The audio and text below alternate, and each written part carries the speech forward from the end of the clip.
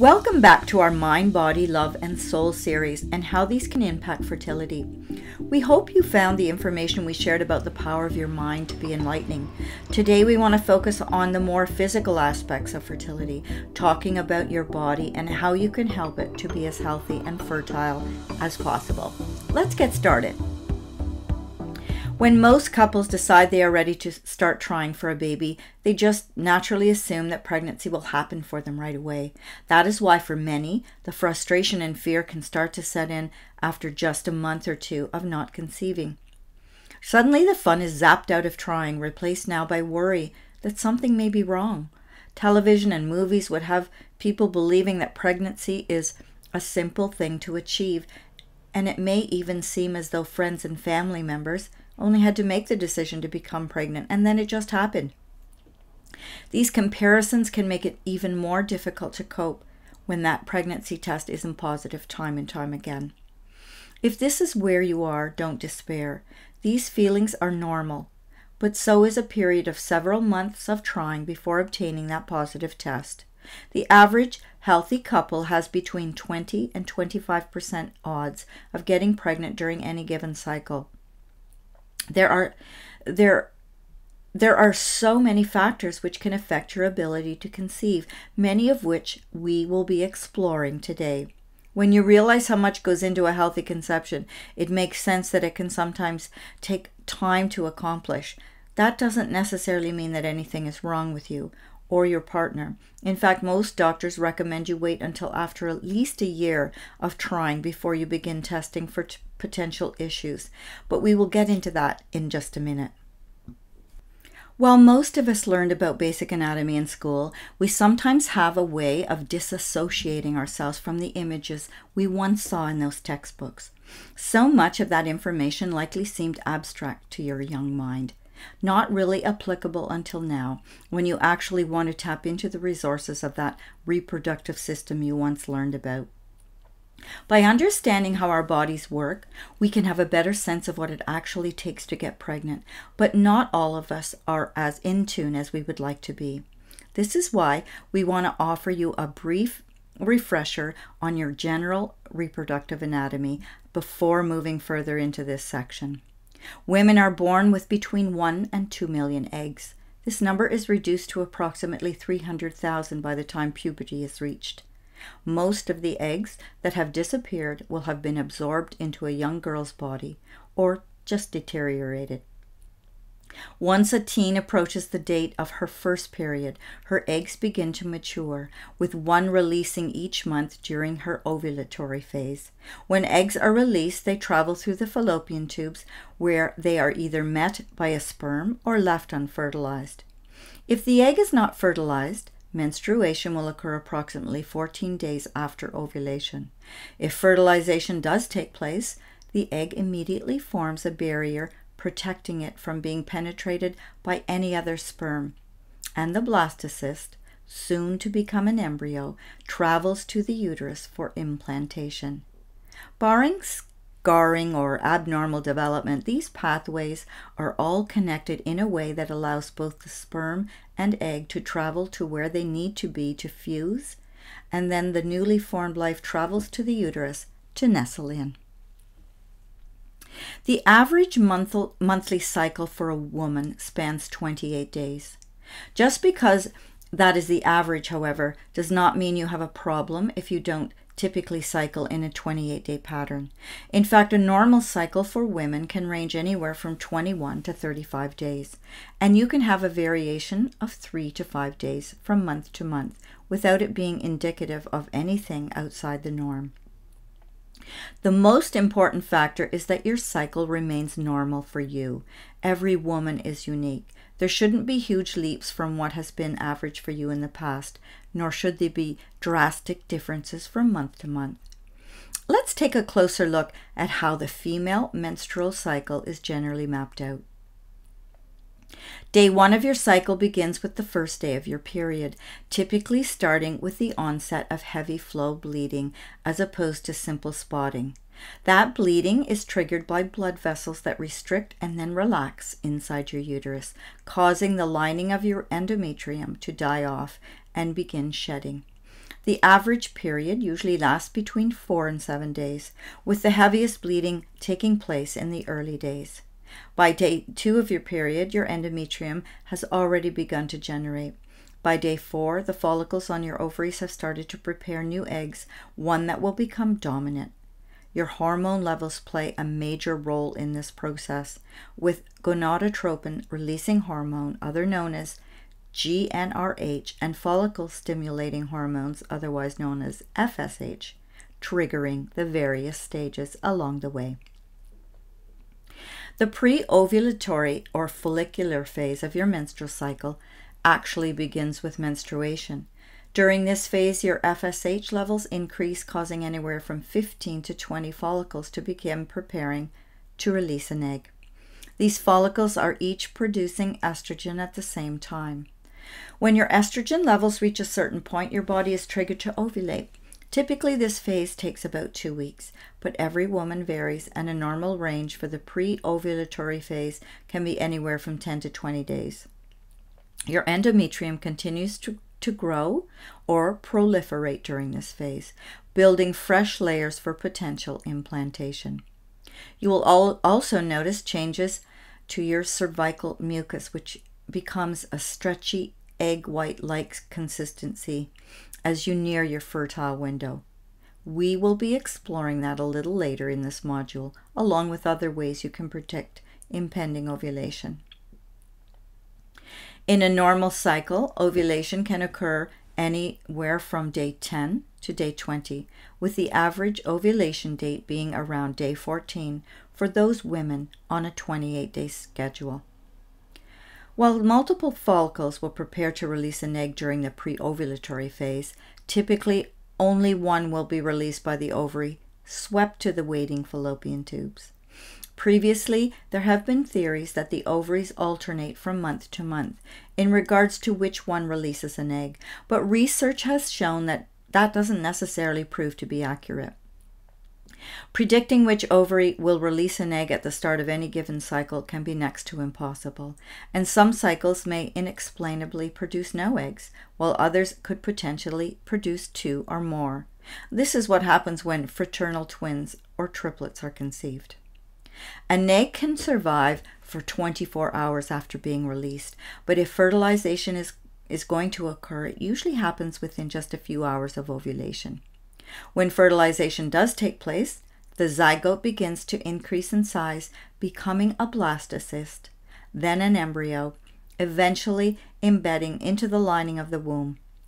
If fertilization does not occur, the body cycles back to menstruation approximately 2 weeks later. The implantation phase, otherwise known as the luteal phase, occurs immediately after ovulation and is dominated by an influx of the hormone progesterone. The follicle that released the egg during ovulation becomes what is known as the corpus luteum. This structure takes over the task of producing the progesterone necessary for the next phase of the cycle and to support an early pregnancy should it occur. This hormone surge is key to shutting off the production of FSH and LH, keeping additional eggs from being released and thickening the endometrium so that it is prepared for implantation. This phase typically lasts between 12 and 16 days, with the embryo usually making its way to the uterus by the 5th or 6th day. Once there, it can take another day or so for implantation to occur. If the embryo is able to safely burrow in, it releases human chorionic gonadotropin, or HCG hormone, which is the hormone that gives the pregnancy test its positive results. If fertilization and implantation fails to occur, the influx of progesterone ceases and the blood vessels of the endometrium begin to constrict, resulting in the start of a new menstruation cycle. Now we're going to go on to the male anatomy. Unlike your eggs, your partner's sperm has a much shorter lifespan and has not been present since birth. In most cases, sperm can only survive inside a man's body for about 3 months before they begin to deteriorate and die off, making room for new sperm. This is also where men and women differ.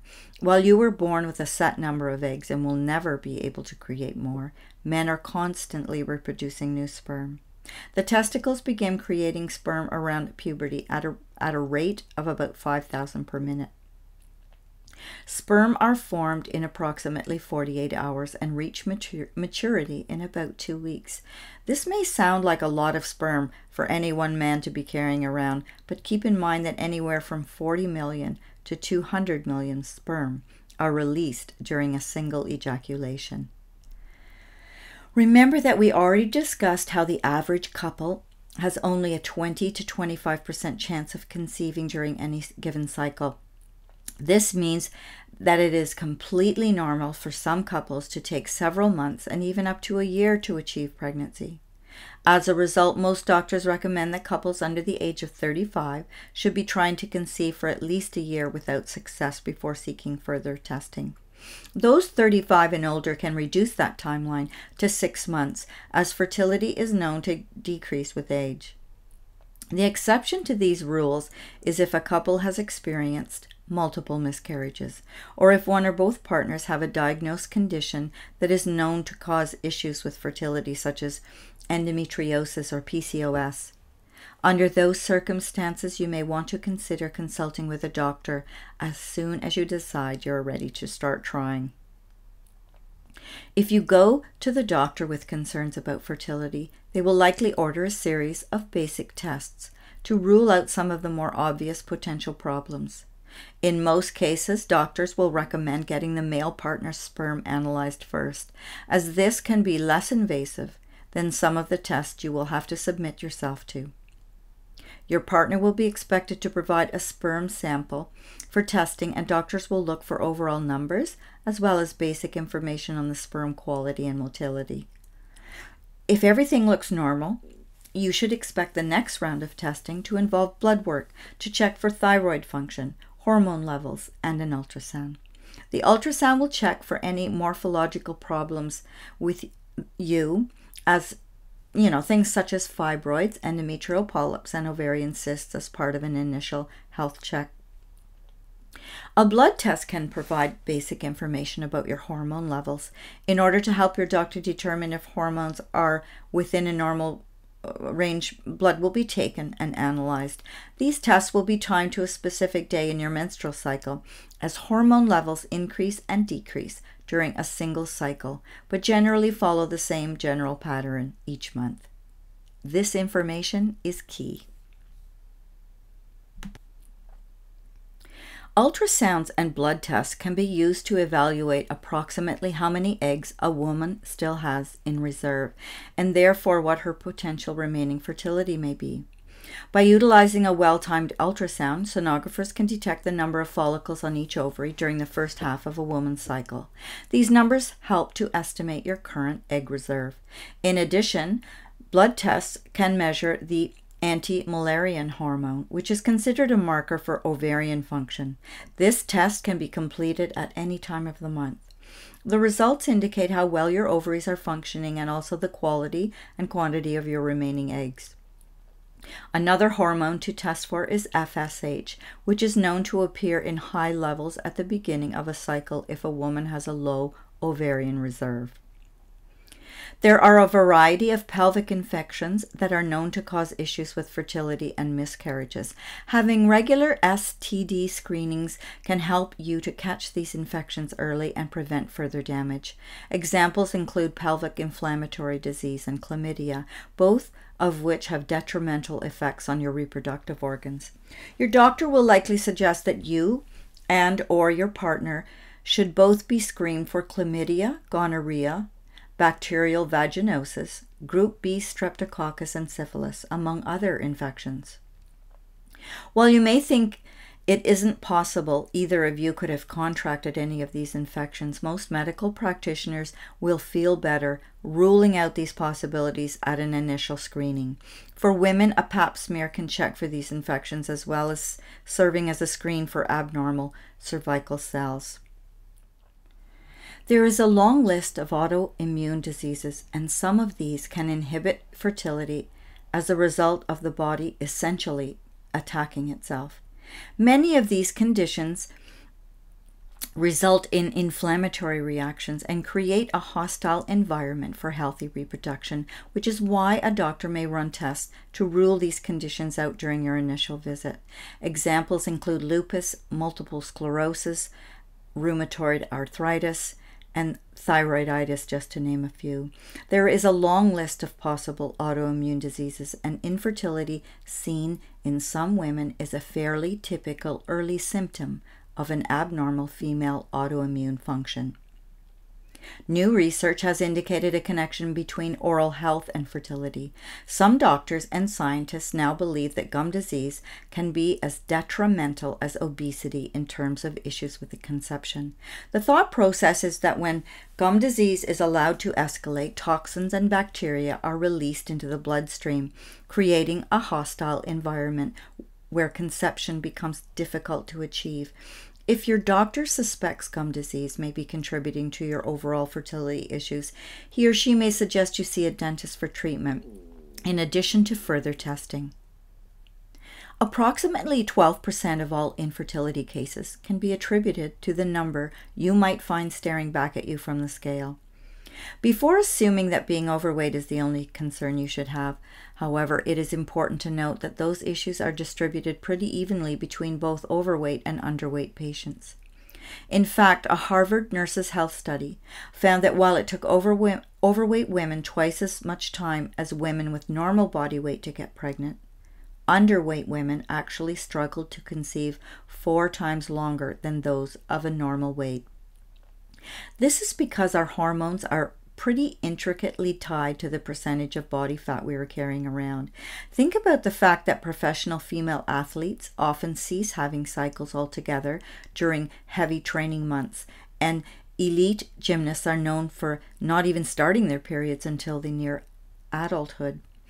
Estrogen is created in your fat cells, so overweight women often have too much estrogen, while those struggling to maintain a healthy body weight can suffer from having too little. Any disruption in the normal distribution of one hormone can throw off the balance of all the others as well. It only takes being 10% under or over healthy weight to begin experiencing fertility issues. When women are overweight, that overproduction of estrogen often leads to irregular periods and trouble ovulating. They can experience an increase in androgens, which are typically considered to be male hormones, and are linked to further inhibiting ovulation. Being overweight can also increase insulin levels and inflammatory reactions, both of which are related to problems conceiving. For women who struggle with being underweight, their bodies are constantly in a state of fighting for survival, often shutting down other systems in order to continue functioning. This stress contributes to reduced FSH and LH levels, even further lowering the estrogen that may be present in your body. Without that estrogen, women have delayed and irregular cycles, similarly to those intense athletes we already discussed who may not ovulate at all.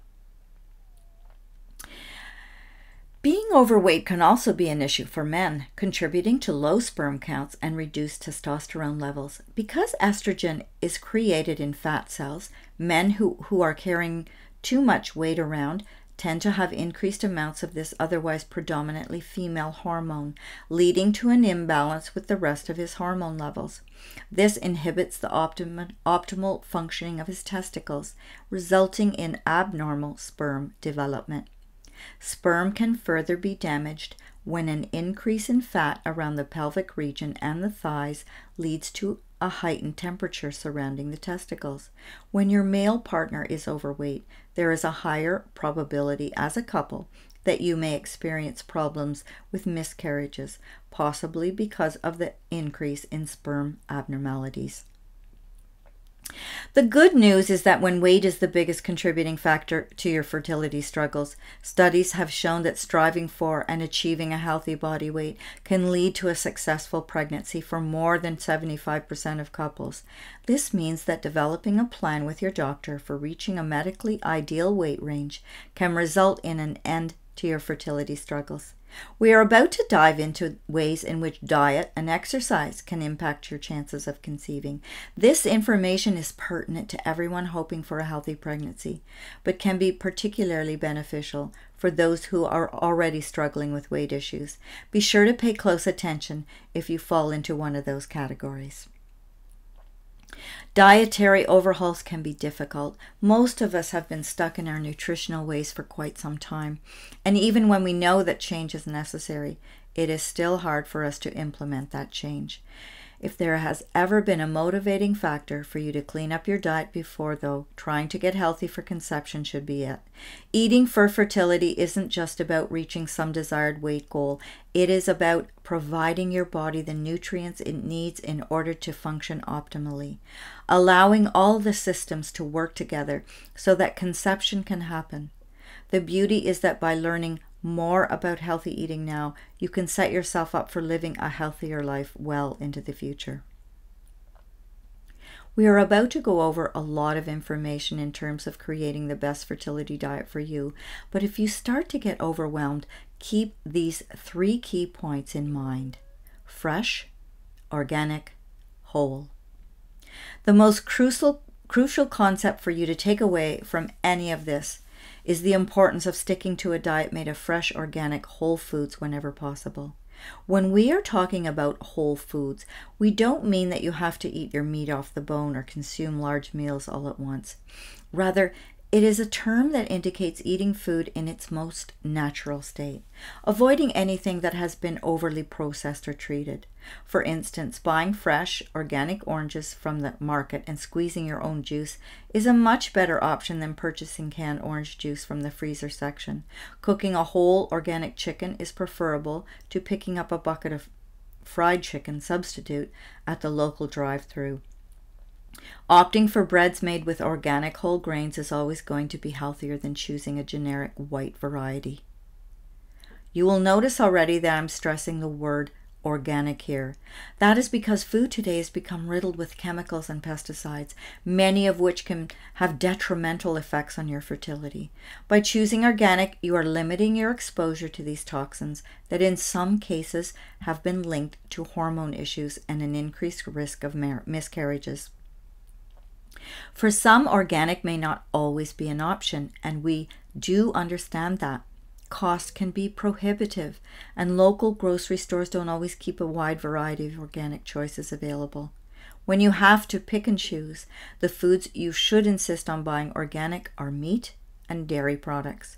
Non-organic varieties of animal products are laced with hormones and dioxins, chemicals known to adversely affect hormone levels and ovarian function.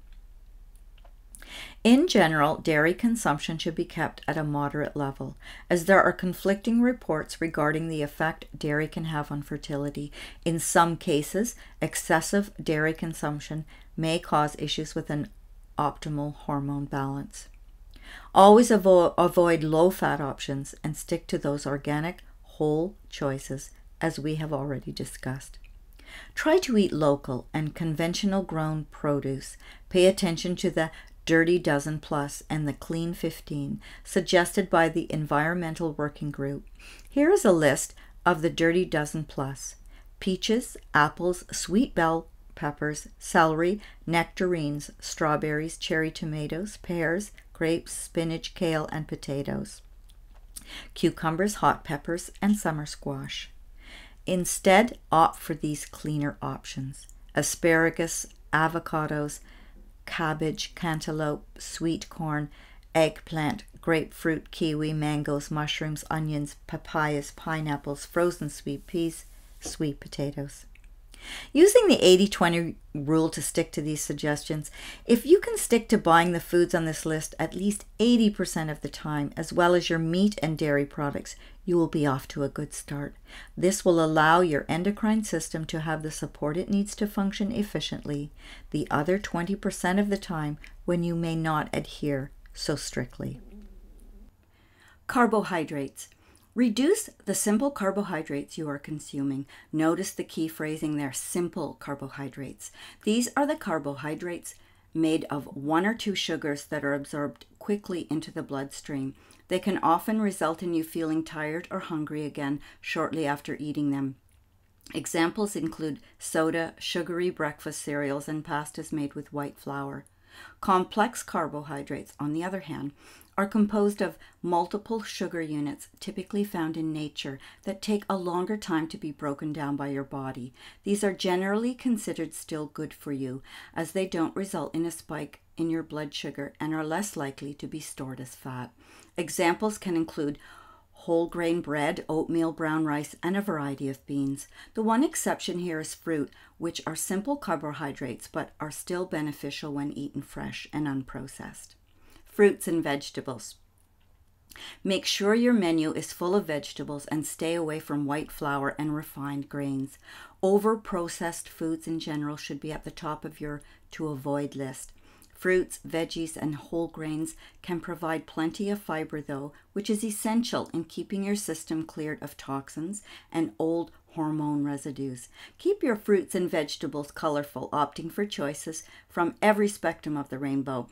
Those intense colors indicate the existence of phytonutrients, most of which are extremely beneficial to fertility. Beta-carotene and lycopene are both examples of these phytonutrients, each contributing in a different way to optimal fertility, with beta-carotene maintaining hormone balance and preventing early miscarriage, while lycopene has been shown to increase sperm count. Sticking to a variety of colors in your produce also allows you to gain the benefits from all the phytonutrients these various colors have to offer. When cooking your vegetables, do so only lightly, as heat can sometimes destroy vitamins and enzymes.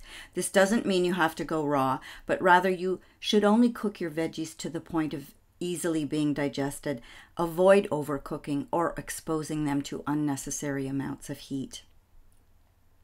Protein. High quality protein choices can help you to maintain blood sugar and hormone levels, while the amino acids in protein are crucial components of egg and sperm production. You should be getting at least 2.5 ounces of protein each day. Ideally, you would be getting that protein from different sources, allowing you to access a variety of health benefits as well. Fish, eggs, beans, nuts, and seeds can all be excellent sources of protein in your diet. Quinoa, a seed that often cooks much like a grain, is another fantastic option for protein, making an excellent substitute for rice in certain dishes. Red meat consumption should be limited, though. Try to consume grass-fed and pasture-raised meat. That's the way I was raised, on a farm where my father raised animals, and specifically beef cattle, on an open grassland. These animals have fewer antibiotics and hormones and live in more sanitary conditions. Avoid lunch meats and other processed meats that contain nitrates. If you purchase less meat, you can maybe afford a healthier organic option. And lastly, avoid farmed fish and eat low on the food chain. The Environmental Working Group suggests making meatless and cheeseless Mondays part of your life, and at least 2 other days during the week to use meat and cheese as a side dish rather than a main course. Fats. While there tends to be a trend in our society to avoid fats, essential fatty acids are actually extremely important to a healthy fertility and pregnancy diet.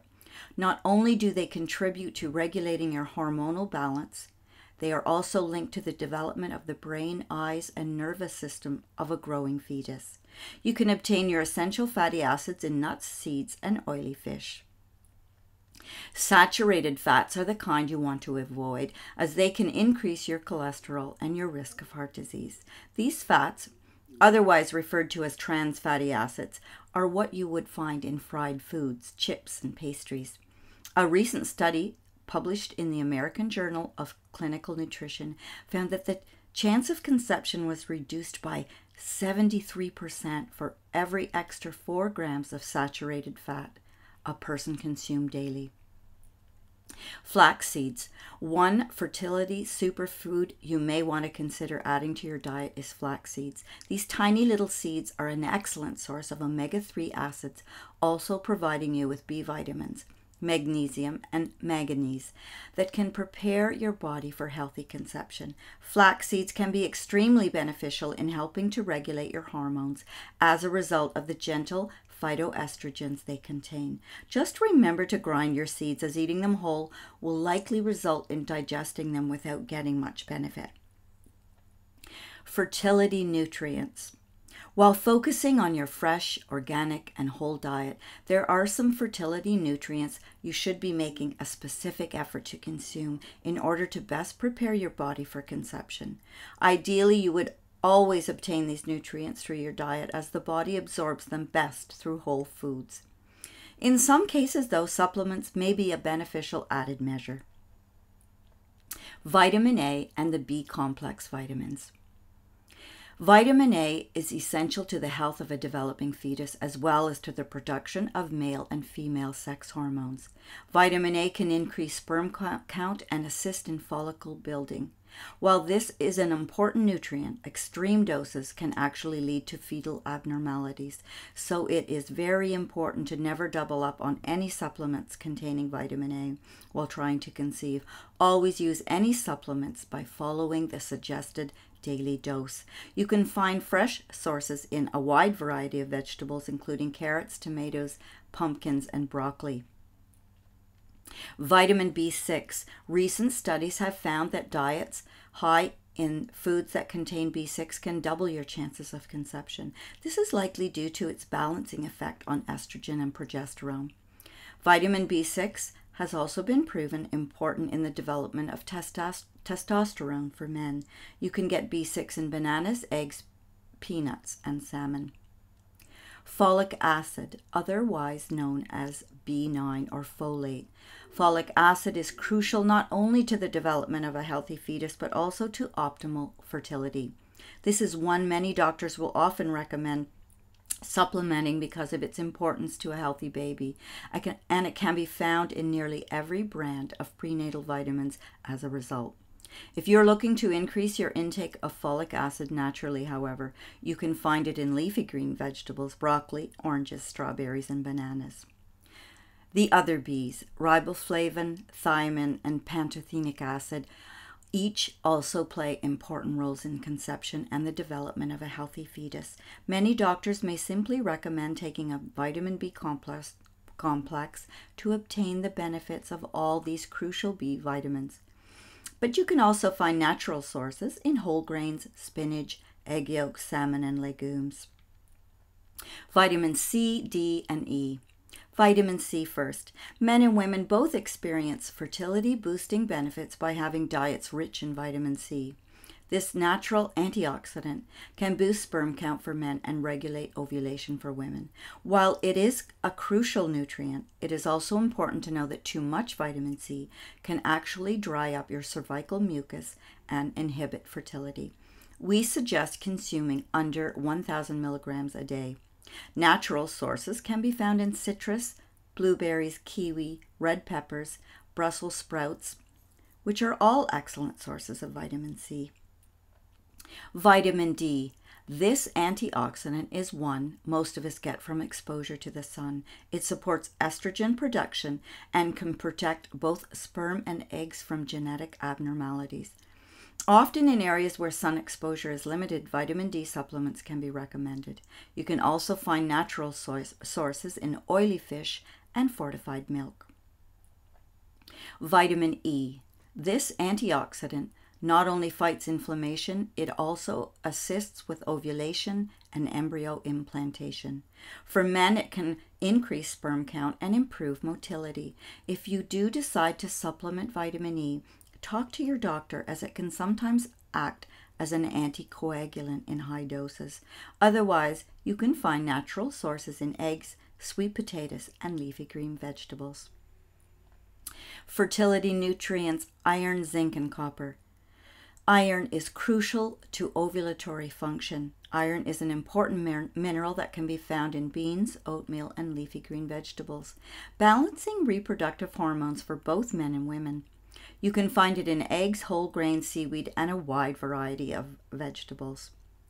Copper. This is an essential mineral that actually assists your body in effectively using zinc. Too much copper can be toxic, but you can get small and healthy amounts in nuts, legumes, and whole grains.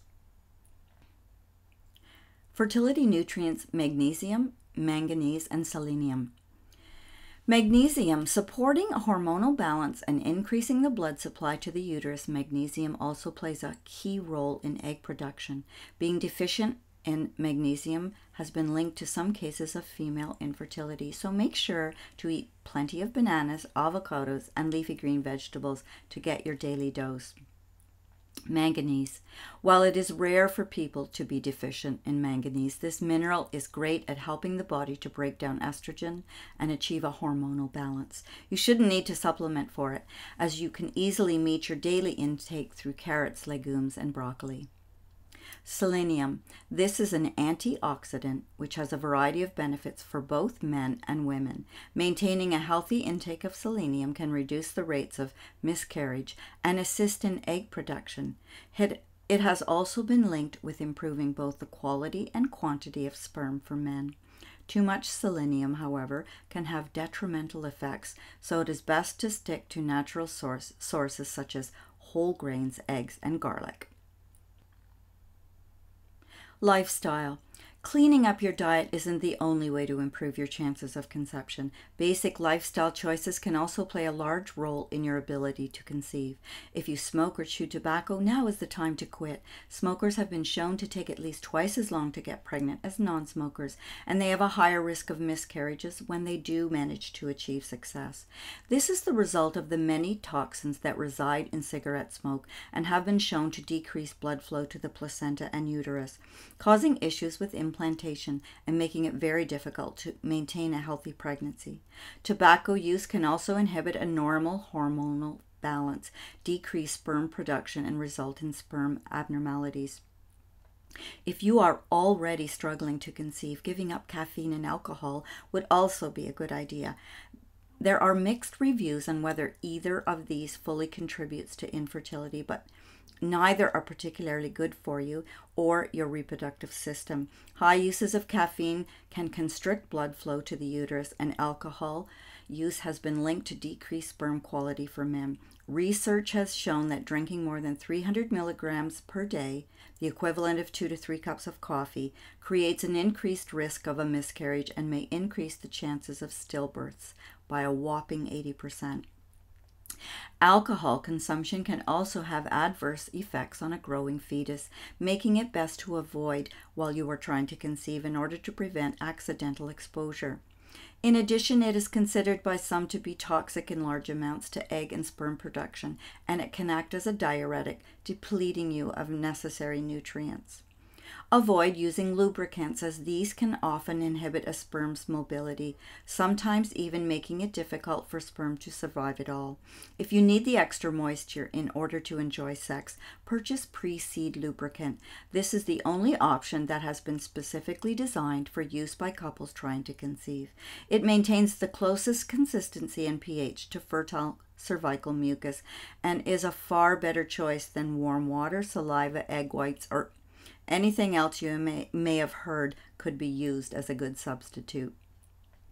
Antihistamines can dry up cervical mucus and impede fertility as a result, so we suggest discontinuing their use while trying to get pregnant. Certain antibiotics, antidepressants, anti-inflammatory, and blood pressure medications can also cause problems such as ejaculatory dysfunction and suppressed ovulation. Talk to your doctor about any medications you may be on, evaluating whether side effects could be contributing to any issues you have with conception. Finally, the use of all recreational drugs should be discontinued. Like many of the pharmaceutical medications we have already discussed, these drugs can cause a plethora of problems with conception and maintaining a healthy lifestyle. Exercise. Moderate exercise can be beneficial to women and couples hoping to conceive, with an emphasis on the word moderate. Intense training programs can actually inhibit fertility, putting your body into a fight or flight mode where the chances of conception are greatly reduced. Sticking to a moderate routine, however, can reduce the risk of ovulatory infertility and help your body to maintain blood sugar and hormone levels. Exercise also relieves stress, which is important because high stress levels can inhibit your chances of conception. If you aren't already physically active, start slowly by exercising no more than an hour, 3 to 5 times a week. Begin your workout routines with 5 to 10 minutes of warming up at a moderate pace. Then do 20 to 30 minutes of aerobic activity to get your heart pumping. This could include walking, swimming, biking, or hiking.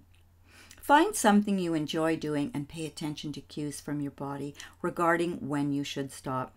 Look for implementing an exercise routine as being another way of taking care of yourself, preparing both your body and spirit for an eventual pregnancy. Rest. A lack of sleep can be responsible for an influx of stress hormones, which in turn can cause estrogen and progesterone levels to become unbalanced. Achieving regular and restful sleep between 7 and 9 hours each night is essential to maintaining optimal health and fertility. If you struggle with falling to sleep, try to start training your body for rest by going to bed at the same time every night. Avoid exercise for at least 2 hours prior to bed, and create a bedtime routine with relaxing steps such as a warm bath and lavender oil to help calm your nervous system before attempting sleep. Our environment. It is no secret that our world is an ever-increasing melting pot of toxic chemicals. The Environmental Protection Agency acknowledges that there are at least 50 chemicals that are commonly used in household products today, despite the fact they are known to negatively impact fertility. These chemicals are used in the creams you apply to your face, the gels you style with your hair with, and the cleaning agents you use to wipe down your counters. They can be found in our air, water, and even food supply. They contribute to lower sperm counts and increased sperm defects, while also being considered culpable in many cases of unexplained infertility and repeat miscarriages.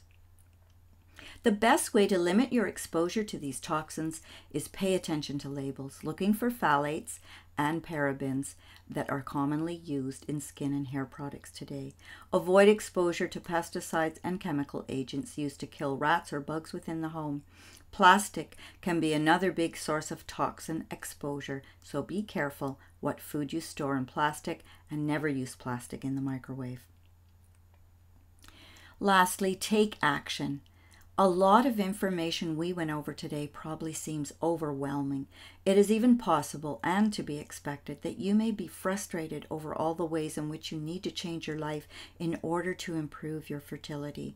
While we have all witnessed a neighbor or family member who was able to get pregnant in the midst of doing everything wrong, your frustration is understandable, and the only solace I can offer you is the knowledge that everyone is different. Some people will be able to remain magically fertile even while smoking a pack a day, using recreational drugs and eating nothing but takeout. There is no logic reason their reproductive organs should remain functional under such strain, but I can assure you that the tips we discussed today can help if you are already struggling to conceive. Getting your mind and body to a place of optimal functioning is key to getting your reproductive system to work for you. While all of this can certainly be overwhelming, try to remember that you don't have to be perfect 100% of the time in order to achieve pregnancy. In Chinese medicine, there is a rule of 80%. The thought process is that if you can take care of yourself and avoid toxins and harmful substances at least 80% of the time, your body should be able to do the work of keeping you healthy the other 20%. So focus on that 80%, giving yourself permission to make mistakes and veer from perfection the other 20. There will always be people who seem to get pregnant no matter what, but for others a little more effort is involved. Just remember that everything you are doing now will be well worth that effort when you're holding your baby in your arms. Years from now, when you are far healthier, you might even be grateful for the ways in which your struggles to conceive changed your view of your mind and body and how you care for it.